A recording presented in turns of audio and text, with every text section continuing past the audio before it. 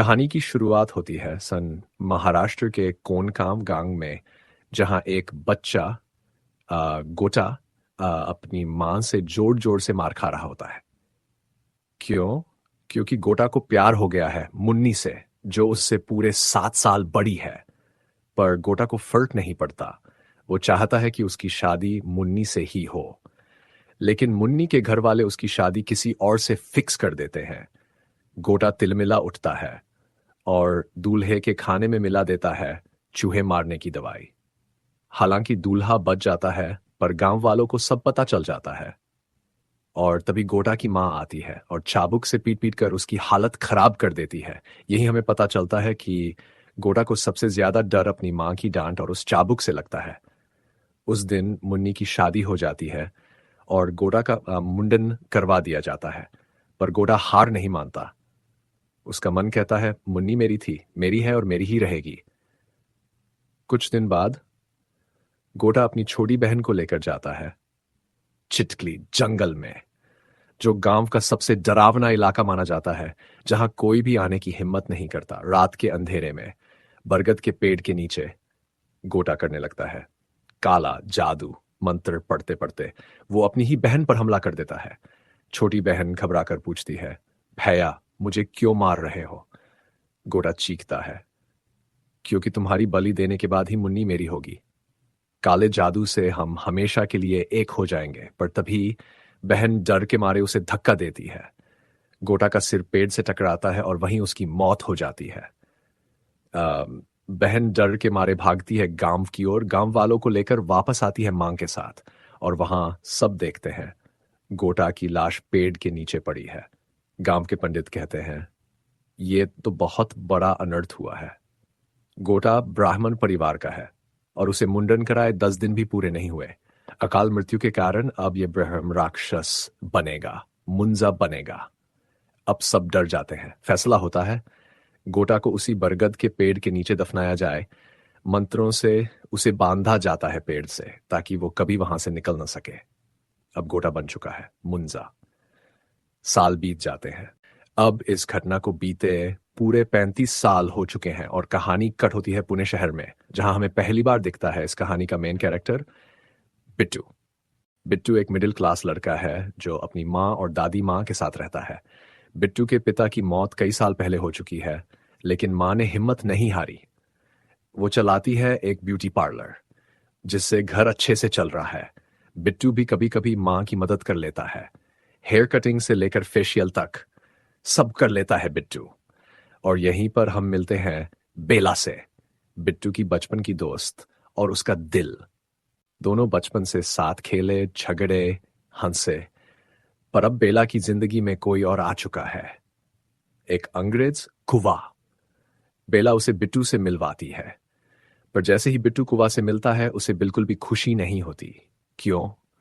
कि बिट्टू मन ही मन बेला से प्यार करता है, पर कभी कह नहीं पाया। अब अचानक से बिट्टू को दिखता है वही डरावना पेड़, जिसके नीचे गोटा को दफनाया गया था। और इस बार उस पेड़ से एक बच्चा उसे बार बार बुला रहा है, बिट्टू मेरे पास आओ। ये कोई नया सपना नहीं है। बिट्टू को बचपन से ये ख्याल आते रहे हैं, पर उसने हमेशा इन्हें इग्नोर किया। अब बिट्टू इन डरावने सपनों से ध्यान हटाने के लिए मिलने जाता है अपने दोस्त से, एक सरदार जी नाम है स्पीलबर्ग, जो बनाता है यूनिवर्स और एलियंस पर वीडियोज। बिल्कुल हटके बंदा। बिट्टू अपनी लाइफ में खुश होता है, सब कुछ ठीक चल रहा होता है। तभी अचानक एक फोन कॉल आता है उसकी चचेरी बहन रिकू का। रिकू बोलती है, मेरी शादी फिक्स हो गई है, तुम्हें आना ही होगा।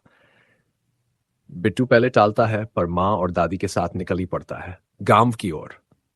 वही गांव जहां गोटा की आत्मा आज भी बरगद से बंधी हुई है। रास्ते भर बिट्टू की माँ गुस्से में रहती है, मैं नहीं चाहती कि तू उस गांव में जाए बिट्टू। जब भी तुझे वहां ले जाती हूं, कुछ न कुछ अजीब होता है। जैसे ही बिट्टू गांव पहुंचता है, उसकी मां का डर सच हो जाता है, क्योंकि ये वही गांव है जहां कभी मुंजा यानी गोटा रहा करता था। बिट्टू, उसकी माँ और दादी जाते हैं सीधे अपने चाचा के घर, लेकिन वहां का माहौल ठंडा और तना हुआ होता है। चाचा बिट्टू और उसकी माँ को बिल्कुल भी पसंद नहीं करता। क्यों? क्योंकि उसे लगता है कि बिट्टू के पिता की मौत इन्हीं दोनों की वजह से हुई थी। बिट्टू को तो अब तक यही नहीं पता था कि उसके पापा की मौत कैसे हुई। पर तभी चाचा गुस्से से चिल्ला उठता है, चिटू कोड़ी में हमारी पुश्तैनी जमीन है, वहां एक बरगद का पेड़ है और उसी में रहता है मुंजा। आज से 15 साल पहले तुम्हारे पिता ने उस जमीन को बेचना चाहा, पर वो जमीन श्रापित थी, कोई भी खरीदने को तैयार नहीं था। तो उन्होंने क्या किया? पेड़ को काटने का फैसला किया। और जैसे ही उन्होंने कुल्हाड़ी चलाई, उनकी लाश समुंदर से मिली। मौत रहस्यमयी और डरावनी। और ये सब उन्होंने क्यों किया था? ताकि तुम्हारी मां पुणे में ब्यूटी पार्लर खोल सके। ये सब सुनकर बिट्टू टूट जाता है, आंखों में आंसू, दिल में आग। वो भागता है बाहर, स्कूटी उठाता है और सीधा निकल पड़ता है चिट्टू कोड़ी की ओर। वो पहुंचता है उसी बरगद के पेड़ के पास जहां उसके पिता की मौत हुई थी। अब गांव में हड़कंप मच जाता है। बिट्टू घर पर नहीं है। सब उसे ढूंढने लगते हैं।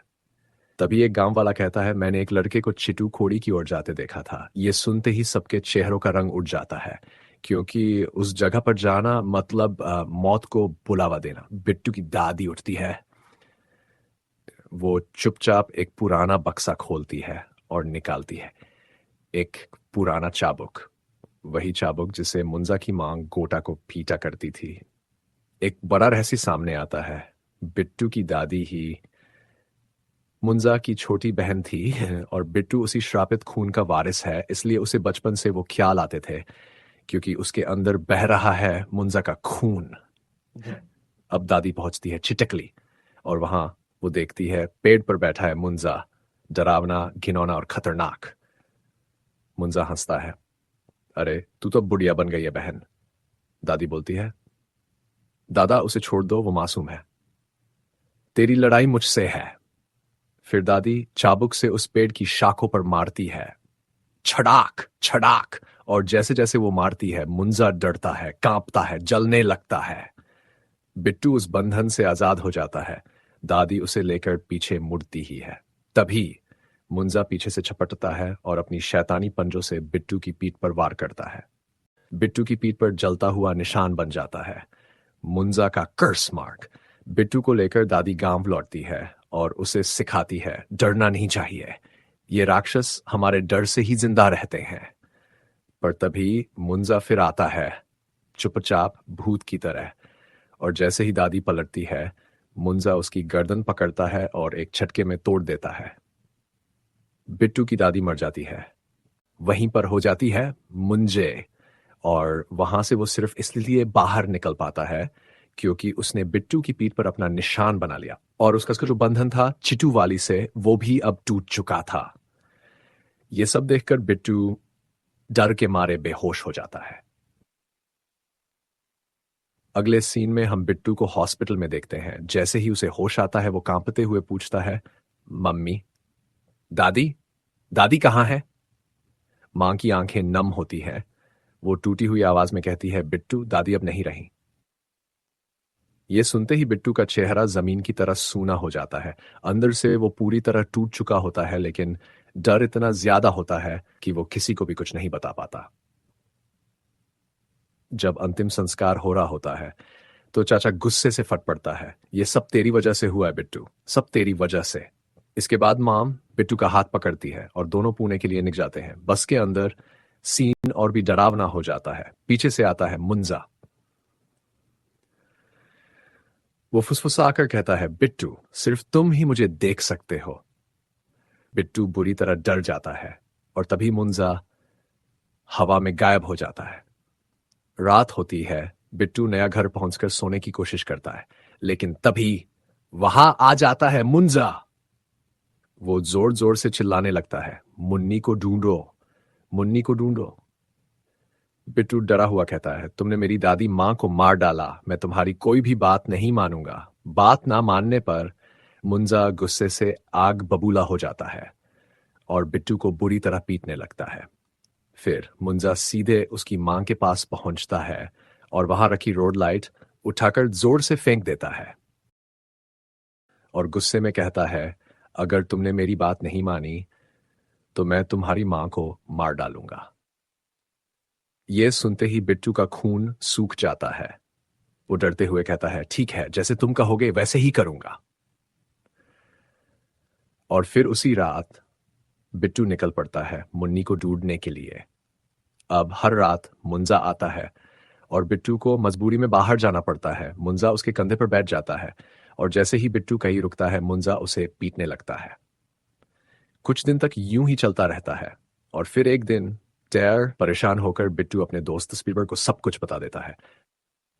शुरुआत में स्पीलबर्ग को यकीन नहीं होता, लेकिन रात होते ही उसे सब कुछ सुनाई देने लगता है। मुंजा की डरावनी आवाजें, उसकी सिसकियां, उसकी धमकियां। बिट्टू कहता है इसे अपनी मुन्नी से शादी करनी है, तभी ये यहां से जाएगा। अब दोनों मिलकर मुन्नी के बारे में सारी डिटेल्स निकालने लगते हैं और आखिरकार उन्हें पता चलता है कि मुन्नी कोई और नहीं, बेला की दादी है। रात को वे मुंजा को उसकी मुन्नी से मिलवाने ले जाते हैं, लेकिन जैसे ही मुंजा उसे देखता है वो चौंक जाता है। ये तो बूढ़ी हो चुकी है, मैं इससे शादी नहीं करूंगा, मुंजा चिल्लाता है। उसी वक्त मुंजा की नजर पड़ती है बेला पर और वो कहता है, मैं इससे शादी करूंगा। बिट्टू गुस्से में कहता है, भले ही तुम मुझे मार डालो, लेकिन मैं ऐसा नहीं होने दूंगा। मुंजा फिर से धमकी देता है, अगर तुमने मना किया तो मैं तुम्हारी मां को, तुम्हारे दोस्तों को, सबको मार डालूंगा। अब बिट्टू डर के मारे हाँ कर देता है, लेकिन दिल से नहीं, मजबूरी में। बिट्टू अपने दोस्त से कहता है, मुंजिन में नहीं आता, वो सिर्फ रात को ही आ सकता है। स्पीलबर्ग कहता है, हमें किसी भूत भगाने वाले बाबा के पास जाना होगा। और वे पहुंचते हैं एल्विस के पास। एल्विस सब कुछ सुनता है। बिट्टू अपनी पीठ पर बना निशान भी दिखाता है। एल्विस फौरन समझ जाता है ये काम मंजिया का है। वो कहता है, जब किसी ब्राह्मण का मुंडन होता है और वो 10 दिन के अंदर मर जाए तो वो बन जाता है ब्रह्म राक्षस। और ये जो मुंजा है उसी वंश का है, तभी तो वो अपनी इच्छा पूरी किए बिना नहीं जाएगा। एल्विस चेतावनी देता है, ये मुंजा बहुत ज्यादा शक्तिशाली है, इसे ऐसे नहीं मारा जा सकता। इसे हराने के लिए तुम्हें इसकी बात माननी होगी, शादी वाली बात। अब मंजिया से छुटकारा पाने का बस बस एक ही तरीका बचा है। उसे वहां ले जाना होगा जहां उसकी आत्मा पहली बार बंदी थी। मंत्र पढ़ते हुए एक बकरी पर जैसा निशान बनाना होगा, वो भी खून से। जैसे ही मंजिया शादी करने के लिए उस बकरी में प्रवेश करेगा, उसी पल मार डालना पड़ेगा, क्योंकि जैसे ही वो किसी शरीर में प्रवेश करता है उसकी शक्तियां कुछ समय के लिए खत्म हो जाती है। एल्विस कहता है, यही है तुम्हारा एकमात्र मौका और मैं भी तुम्हारे साथ चलूंगा। रात होती है, मंजिया लौट आता है। बिट्टू कांपते हुए कहता है, हम बेला से तुम्हारी शादी करवाने को तैयार है। अब प्लान शुरू होता है। बिट्टू और उसका दोस्त किसी तरह बेला को कन्विंस कर लेते हैं और उसे गांव ले आते हैं। गांव में बेला को दिया जाता है नारियल पानी, लेकिन उसमें मिली होती है शराब। बेला नशे में लड़खड़ाती है स्टैंड, और अब सब उसे लेकर निकल पड़ते हैं चिटू कोड़ी की तरफ। इसी बीच बिट्टू की कजिन सिस्टर को मंजिया के बारे में सब कुछ पता चल जाता है, क्योंकि वो भी उसी वंश की थी, तो वो भी मंजिया को देख पाती है। अब रिक्कू भी इस प्लान का हिस्सा बन जाती है और सब मिलकर एक बकरी को उस पुराने पेड़ के नीचे ले आते हैं। बिट्टू कांपते हाथों से अपने ही खून से बकरी के सिर पर बनाता है जेट का निशान। मंत्रोच्चार शुरू होता है, हवा तेज चलने लगती है। मंजिया उस बकरी में प्रवेश करता है और बिट्टू उसे मारने ही वाला होता है। तभी बेला, जो नशे में थी, वो भी अपने माथे पर वैसा ही निशान बना लेती है और मंजिया अब बकरी छोड़कर सीधा घुस जाता है बेला के शरीर में। बेला के शरीर में घुसते ही मंजिया सब पर कहर बनकर टूट पड़ता है। डरावनी आवाज में वो चीखता है, तुम सबने मुझे धोखा दिया, अब मैं किसी को नहीं छोड़ूंगा। अरे सगरफील्ड, बेला की आंखें जल रही होती हैं, उसका चेहरा डरावना हो जाता है। मंजिया की आत्मा अब उसमें पूरी तरह बस चुकी होती है। अब सब भागने लगते हैं। चिटू कोड़ी से जान बचाकर मंजिया से दूर भागने की कोशिश करते हैं, लेकिन मंजिया अब पहले से भी ज्यादा ताकतवर हो चुका है और कहता है, अब मैं हमेशा के लिए बेला का हो चुका हूं। अब मंजिया को रोकने का बस एक ही तरीका बचा है। बिट्टू, स्पीलबर्ग और बेला सीधा पहुंचते हैं रकू के घर, जहां पहले से मौजूद होता है एल्विस। वो चारों तरफ घेरा बनाता है और मंजिया को कंट्रोल कर लेता है। सभी से कहता है, जल्दी उस बकरी को ढूंढो, वही उसका ट्रैप है। लेकिन मंजिया भी कोई मामूली आत्मा नहीं है।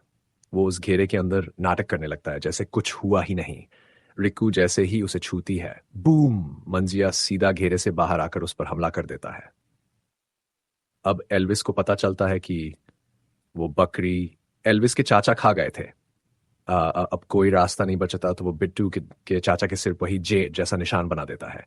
लेकिन असली ट्विस्ट तो अब आता है। बकरी अभी भी जिंदा थी। अब उस बकरी को छोड़कर सीधा बिट्टू के चाचा की बॉडी में घुस जाता है और अब वो बन चुका है ब्रह्म राक्षस से भी ज्यादा शक्तिशाली। वो एक एक करके सबको मारने लगता है और बेला को खींचकर ले जाता है चिटू कोड़ी, ताकि हमेशा के लिए उससे शादी कर सके। अब बिट्टू के सामने आती है उसकी दादी की आत्मा। वो कहती है, बिट, जितना डरेगा वो उतना डराएगा। सिर्फ तू ही है जो बेला को बचा सकता है। बिट्टू को वही चमत्कारी छड़ी मिलती है और वो अकेला निकल पड़ता है मंजिया को खत्म करने। चिटू कोड़ी में फाइनल फाइट शुरू होती है। बिट्टू छड़ी से मंजिया पर वार करता है। मंजिया डरता नहीं। वो चिल्लाता है, मैं ब्रह्म राक्षस हूं, कोई नहीं मार सकता। पर बिट्टू डर कर लड़ता है। वो उसके चाचा की पीठ पर वही जेट निशान बना देता है और फिर पेड़ की जड़ पर भी वही निशान बना देता है। अब मंजिया की आत्मा उसकी चाचा की बॉडी से निकलकर पेड़ में समा जाती है। सबको लगता है अब मंजिया खत्म हो गया है, लेकिन मंजिया अपने असली रूप में वापस आता है। पेड़ की बेलों से हमला करता है बेला और बिट्टू पर। तभी बेला की नजर जाती है एक लाल टन पर। उसमें होता है मिट्टी का तेल।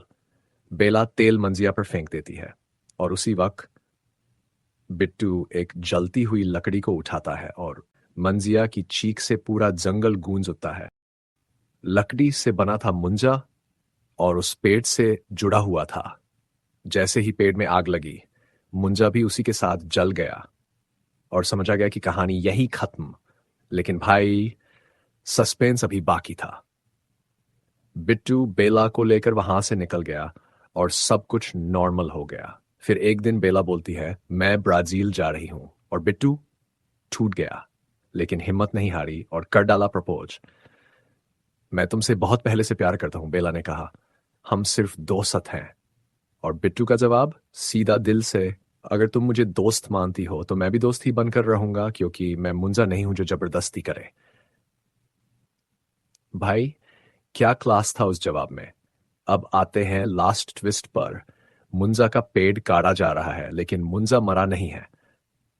आखिरी सीन में उसकी एक झलक फिर से दिखती है और वहीं हो जाता है मूवी का धमाकेदार एंड।